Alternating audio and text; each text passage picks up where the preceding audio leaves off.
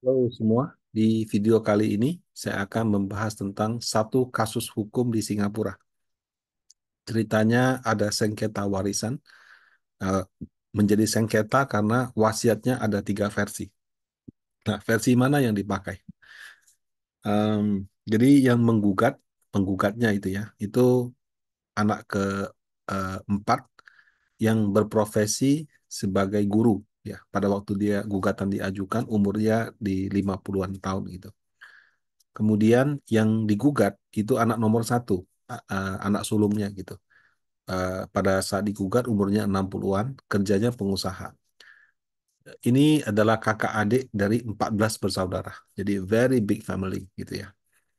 Nah, objek yang digugat yang menjadi sengketa itu adalah suatu rumah peninggalan orang tua yang wasiatnya itu ada tiga versi. Yang jadi pertanyaan, versi mana yang dipakai? Nah, bapak dari 14 anak ini berbisnis di bidang pencucian dan daur ulang drum minyak. Jadi drum kan di Singapura itu kan mungkin dia ya kan salah satu eksportir minyak besar ke kita kan Singapura ya. Jadi drum minyak itu dia cuci dan dia daur ulang. Nah, ini usaha keluarga dalam menjalankannya dia dibantu oleh tiga anak perempuan dan dua anak laki-laki, termasuk yang anak laki-laki paling sulung yang digugat dalam kasus kali ini. Ibunya seorang ibu rumah tangga tulen, ya. Jadi bisnis benar-benar diurusin bapak dan anak-anaknya, ibunya di rumah aja. Nah, mereka semua tinggal di rumah yang dibeli oleh bapak tahun 1980. Nah, jadi mereka tinggal bersama di suatu rumah, sebutlah komplek A gitu ya. Nah, tahun 1980 bapaknya dari bisnis dapat uang. Dia belilah rumah baru lagi, sebutlah rumah B. Nah, rumah B ini mengatasnamakan anak nomor satu. Nah, ini sorry ya, harusnya anak keempat ya, tapi sudah anggap saja dia anak ketiga ya. Menurut eh, yang menggugat ini, walaupun rumahnya itu atas nama nomor satu, tapi ini rumah milik bersama, harusnya dibagi gitu ya. Tapi yang jadi objek bukan ini. Nah, si anak nomor satu, si sulung, rumah B yang dibeli bapak pakai nama dia itu, dia jadikan jaminan, dia pinjam uang. Kemudian dari uangnya tersebut, rumahnya dia bongkar, dia bangun menjadi dua komplek B1, B2. Ya, jadi ya mungkin zaman dulu 80 gitu kan, murah tanahnya. Dia beli, bapaknya beli udah rumah, dia bongkar, dibikin jadi dua unit B1, B2. Nah, B1-nya dia jual, dapat uang dari jual B1, uangnya dia pakai untuk bangun ulang rumah A yang sekarang mereka tempatin. Nah, rumah A yang mereka tempatin juga dia bongkar. Jadilah dua unit baru, A1, A2 gitu. Nah, waktu yang A dibongkar, itu mereka semua keluarga pindah ke B2. Jadi ada rumah awal A, bapaknya beli B, ya. B-nya pakai nama anak nomor satu, sama si anak nomor satu, B ini dia bongkar, dia bangun jadi dua unit. Satu unit dia jual, hasil penjualannya dia pakai untuk renov lagi si A. Si A itu dia bikin lagi jadi dua unit gitu. Nah, kemudian mereka rame-rame tinggal di B2. Jadi ini kalau apa zaman sekarang mungkin sebutnya jago developer properti gitu. Karena nggak gampang ya, bongkar, pasang seperti itu. Nah, di Juni tahun 93, bapaknya meninggal. Nah, bapaknya meninggal, ibunya masih hidup.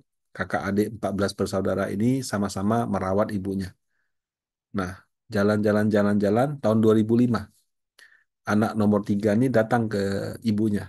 Dia bilang, saya butuh uang, mah. Tolong dong rumah A1 ini di apa? Dijadikan jaminan saya mau pinjam uang ke bank. Seperti itu. Nah, dikasih tahu begitu, ibunya nggak nyaman. Kemudian dia tanya ke anak nomor satunya bilang, ya udah gini aja, kalau kamu nggak nyaman, mikir aja wasiat gitu. Nah, kemudian di Maret 2005, di hadapan seorang notaris dan dua orang saksi, bertempat tinggal di rumah anak tertuanya, nomor satu, dibuatlah wasiat versi satu, di mana eh, si ibunya dalam wasiat itu menulis semua properti kalau dia meninggal kasih ke anak nomor satu, kemudian tujuh anak perempuannya spesifik dia sebut 7 sih. Saya nggak tahu sisanya kemana. Itu masing-masing dapat 5.000 sin dolar. Yang kalau saat ini mungkin sekitar 60 juta lah gitu. Nah, waktu wasiat ini dibuat, anak-anak lain jadi tahu gitu. Loh, kok propertinya ngasih ke nomor satu, kok dapatnya cuma 5.000 sin dolar, yang laki gimana, ini gimana? Mereka semua bujuk ibunya, udah ganti aja, kan nggak fair seperti itu. Nah, dibujuk-bujuk seperti itu, ibunya tetap nggak mau gubris. Jadi dia tetap dengan wasiat itu. Nah, itu di tahun 2005 ya. Nah, jalan-jalan-jalan-jalan, 11 tahun kemudian 2016. Kondisi kesehatan ibunya mulai memburuk. Nah, eh, Maret 2017, si anak nomor 3 yang tadi minta sama mamanya mau apa, jaminkan rumah itu supaya bisa pinjam uang ke bank, eh, dia bilang minta ibunya, ikutin dong, yuk sama saya yuk ikut namanya mini mental state examination. Jadi semacam uji kapasitas mental lah gitu ya. Nah, dari ujian yang ibunya ikutin ternyata hasilnya buruk. Dia cuma benar 14 dari 28. Nah, dokternya lihat oh hasilnya tidak baik, dia bilang mending kamu ikut yang bukan yang mini mental tapi ujian yang full gitu. Nah, bukannya dibawa untuk ikut yang ujian full, maksudnya bukan ujian ya, bukan kayak kita mau ujian SIM atau apa bukannya, tapi lebih ke assessment lah, atau semacam pengamatan kondisi mental kita sekarang seperti apa. Nah, sama si anak nomor 3, ibunya dibawa ke kantor konsultan hukum, dia bikin LPA. Ya, LPA itu Lasting Power Attorney. Jadi LPA itu biasanya kaitannya dengan kesehatan, bukan wasiat, bukan waris. Jadi kalau misalkan si misalnya saya bikin LPA, LPA-nya atas nama katakan adik saya atau istri saya. Kalau misalnya suatu saat saya itu secara mental eh, tidak bisa mengambil keputusan, bisa karena koma, bisa karena apa kena pukulan sehingga ini atau apa maaf misalnya retard itu kayak idiot gitu kan, mungkin terpukul atau apa sehingga tidak bisa mengambil keputusan atau udah pikun, maka saya punya keputusan itu saya percayakan kepada orang lain. Itu namanya LPA. Kalau Indonesia disebut dengan pengampuan. Ya, jadi kita mengampukan si A itu membuat kuasa pengampuan kepada si B. Jadi kalau si A ini sudah tidak bisa berpikir dengan rasional, mengambil keputusan hukum, maka si B ini atas kuasa ampunya mewakili dia. Ya, jadi dia bawa ibunya bikin LPA, kemudian dia bikin wasiat versi 2. Nah, wasiat versi 2 ini dibuat di firma hukum dengan saksi dari perencana waris, estate planner gitu ya, yang bekerja di perusahaan firma tersebut. Isi daripada wasiat versi 2 bahwa kalau ibunya meninggal, semua hartanya akan dikasih ke anak nomor 3. Dan kalau misalnya si anak nomor 3 meninggal lebih duluan dibandingkan ibunya, maka harta ibunya diberikan kepada anaknya nomor 3. Nah, ini berarti kan kayak sudah kudeta gitu ya. Em, nah, itu kejadiannya di Maret 2017. Nah, di bulan Juni 2017 tahun yang sama, anak nomor satunya bawa ibunya pergi ke check up ke dokter, medical check up biasa gitu ya, namanya orang udah tua kan. Nah, di situ ibunya ngaku, ya saya diminta sama nomor 3, Lausan gitu kan, suruh bikin dokumen soal waris, saya ini nggak nyaman gitu. Nah, si anak nomor satu dengar begitu, kemudian dia bawa ibunya ke konsultan hukum untuk bikin wasiat versi 3. Nah, isi wasiat versi 3 sama satu ini sama dengan yang dia buat tahun 2006 yang lalu. Bedanya kalau yang 2006 kan kalau dia meninggal, propertinya jadi milik nomor satu, anak perempuannya dapat 5.000 sin. Kalau ini tetap sama, propertinya jadi anak nomor satu, tapi anak perempuannya dapat 10.000 sin dolar, seperti itu. Jadi yang berbeda kan cuma apa nominal ke anak perempuan lain. Nah, waktu dibawa ke konsultan hukum yang sama si anak nomor satu, pengacaranya lihat, wah ibu ini sudah tua ya, sudah 90 tahun gitu loh umurnya. Jadi sebaiknya ada pendapat dokter gitu. Tapi sebelum dia diperiksa dokter, wasiatnya udah dibuatkan gitu. Nah, eh, waktu datang ke dokter yang direkomendasikan konsultan hukum itu, sama dokternya bilang, oh ibu mau bikin gini ya, saya rekomen kamu deh bikin ke apa, eh, kamu datang ke konsultan hukum satu lagi deh gitu. Jadi dia datang ke konsultan hukum A, bikin wasiat, terus sama konsultan hukumnya suruh ke dokter B. Dokter B pas ketemu ibunya, oh, kamu ke konsultan hukum C gitu. Nah, jadi kamu ke konsultan hukum C aja gitu, sama ibunya diturutin gitu. Nah, di konsultan hukum C ini ibunya dikasih saran.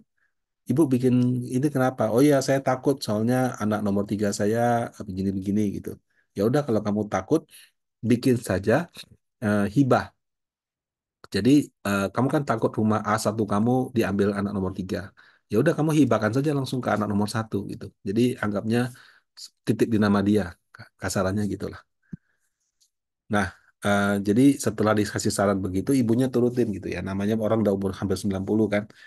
Nah, jadi dibuatlah surat pengalihan notaris atas kepemilikan ibu di A1 ke anak nomor satu. Jadi tadinya si anak nomor satu ini dapat kalau ibunya meninggal, ini sebelum meninggal sudah dihibahkan ke dia. Nah, pada saat dia mengurus surat pengalihan rumah ini, dokternya menerbitkan sertifikat menyatakan bahwa kondisi mental ibu memadai untuk mengambil keputusan. Nah, setelah pengalihan dia buat, nah si notarisnya mau daftarkan dong. Tapi pas mau daftarin nggak bisa. Kenapa? Karena sertifikat asli rumah itu dipegang sama 03. Nah, nah, tidak nyerah, si anak nomor satu ini lapor surat kehilangan ke BPN gitulah. Dia bilang, oh ya, saya punya sertifikat asli hilang. Tolong dibuatkan surat penggantinya. Nah, itu apa dari anak nomor satu. Nomor tiga dengar dong, waduh, dia bikin wasiat nomor tiga gitu ya. Jadi si khawatir hak atas propertinya hilang. Kali ini si anak nomor tiga bawa ibunya untuk diperiksa ke dokter lain. Nah, pas diperiksa ke dokter lain, wah, ibu ini gejala sudah pikun nih. Dan bahkan pikunnya itu pikun medium parah gitu ya, apa menengah parah, dan kayaknya sudah 1 tahun terakhir gitu. Nah, jadi karena ada penilaian tersebut, validitas daripada wasiat versi 2 dan versi 3 ini diragukan. Nah, namanya orang pikun kan, berarti kan pikirannya itu tidak yang sebenarnya. Dia bikin surat wasiat, sah nggak wasiatnya? Nah, jadi apa anak nomor tiga challenge-nya di situ. Nah, kemudian anak nomor satu dengan begitu dia bawa ibunya ke dokter lain lagi. Nah, kali ini dokter lain itu dia periksa menggunakan dasar yang anak nomor tiga punya rekomendasi bilang ibunya gejala pikun sama satu dokter lagi yang sebelumnya dia kombinasikan. Nah, kemudian dari dua dokter terakhir, yang satu bilang pikun, satu bilang oke, sama dokter yang terbaru ini dia bilang pada saat diperiksa kondisi ibu itu cukup untuk mengambil keputusan gitu. Nggak ngerti gimana caranya. Jadi dua bilang oke, satu bilang pikun. Nah, karena dia oke, berarti surat pengalihan rumah A1 ke dia bisa jalan dong. Karena kan si anak nomor tiganya challenge. Loh, kamu main mindahin rumah, bikin akta hibah, ibunya kan lagi nggak ini. Gimana caranya kamu bikin? Nah, tapi karena dokter yang terakhir menyatakan ibunya masih apa mentalnya masih oke, Pak masih waras pada saat membuat hibah, jadi boleh dipindahkan. Nah, tapi ketika sudah ada sengketa, ya seperti itu, konsultan hukumnya mau proses, ada kendala baru lagi. Karena sudah ada sengketa, harus diselesaikan ke pengadilan. Nah, anak nomor satu nggak mau. Kenapa? Karena kalau dia maju ke pengadilan dengan dasar bahwa ibunya waktu bikin surat hibah dia waras, itu ibunya harus ke pengadilan. Jadi sudah proses ini selesai di situ. Akhirnya nggak jadi diterusin hibahnya. Nah, Desember 2019 ibunya meninggal. 3 bulan, 2 bulan setelah itu Februari, si anak nomor satu menggunakan konsultan hukum, ya. Jadi kan tadinya dia hibah ke nama dia, tapi kan nggak jadi karena harus ke pengadilan anak nomor satunya nggak mau. Nah, dia menggunakan wasiat versi 3, di mana kalau ibu meninggal, properti jadi punya dia, kakak adik-adik perempuannya dapat $10.000 masing-masing. Waktu mau dieksekusi, anak nomor tiga merespon dengan wasiat versi 2. Kalau ibunya meninggal, semua ke dia gitu. Dan mengklaim rumah tersebut miliknya dia. Nah, banyak sekali drama-drama sebelum sampai di pengadilan. Jadi sempat si anak nomor satu, dia ajak adik-adiknya, dia kumpulin, dia bilang, ini eh, setengah dari kepemilikan rumah ibu saya jual, kemudian saya bagi rata ke 7 anak perempuan. Tapi sudah jalan-jalan-jalan-jalan, dia bilang nggak jadi. Kalian dapat 10.000 dolar aja. Nah, kemudian sempat juga si anak nomor 3 sama istrinya bilang, mana wasiat nomor 3 yang mengatakan ibunya ngasih ke kamu gitu. Nah, dikasihlah wasiat aslinya kan. Nah, pas dikembalikan itu wasiatnya basah, cap jempol jari ibu jarinya nggak jelas gitu. Nah, gara-gara itu sempat dilaporin ke polisi tuh, katanya sampai merusak alat bukti dan lain-lain. Kemudian anak nomor 3 disomasi untuk menyerahkan sertifikat asli rumah itu, tapi nggak ada respon. Nah, kemudian akhirnya nggak bisa juga. Si anak nomor 1 melalui pengacara dia bilang, kalau gitu rumah saya jual. Nah, anak nomor 3 dia menggugat balik, dia minta penjualannya dibatalkan. Lagian kan siapa yang mau beli juga rumah dalam sengketa begitu? Karena sudah bolak-balik nggak selesai, 2024 mereka ke pengadilan. Nah, di pengadilan seperti ini. Setelah melalui serangkaian pemeriksaan proses, dokternya dipanggil, konsultan hukumnya dipanggil, estate planner-nya juga dipanggil. Eh, Hakimnya memutuskan bahwa wasiat versi 2 dan versi ketiga tidak sah. Kenapa? Karena selain penilaian kapasitas mentalnya diragukan, ya namanya orang udah 90 tahun kamu bawa ke ini ikut tes ini itu gitu kan. Dan syarat kepentingan, kalau versi 2 menguntungkan anak nomor 3, versi 3 menguntungkan anak nomor 1 gitu. Nah, walaupun di atas kertas eh, anak nomor 3 kelihatannya lebih serakah ya, karena kan sudah abangnya nomor 1 dulu, tapi kan dia mencoba. Eh, tapi ya menurut hakim abang nomor satunya juga nggak baik-baik amat gitu. Lah buktinya apa sertifikat aslinya nggak dapat, kamu laporin ke polisi. Kamu sampai mau bikin yang apa minta karena hilang segala macam gitu. Nah, di dalam pengadilan ini di level pertama itu dinyatakan wasiat yang sah itu yang versi 1, yang rumahnya jadi milik abang nomor satunya, kakak adik-adik perempuannya dapat 5.000 gitu. Nah, si siapa nomor 3-nya nggak puas, dia kalah, dia banding lagi. Pada saat dibanding juga keputusan dikuatkan. Nah, jadi itu akhirnya tetap menjadi milik anak nomor 1 dengan anak perempuannya dapat 5.000 dolar gitu ya. Nah, tapi ya tadi saya katakan karena nomor 3-nya serakah, nomor satunya juga nggak etis-etis amat gitu kan. Kalau di Singapura biasanya kalau saling menggugat, yang menang itu berhak membebankan biaya eh, konsultan hukumnya ke pihak yang kalah. Nah, tapi dalam putusan kali ini si hakimnya memutuskan ya kalian juga sama-sama ada niat nggak baiknya gitu. Jadi biaya hukum ditanggung masing-masing. Nah, demikian tentang kasus hukum Singapura ini. Apakah menurut Bapak Ibu adil? Bisa disampaikan di kolom komentar ya. Link terhadap kasus itu juga ada di apa di eh, description daripada YouTube atau di IG-nya. Demikian dari saya, semoga bermanfaat. Terima kasih.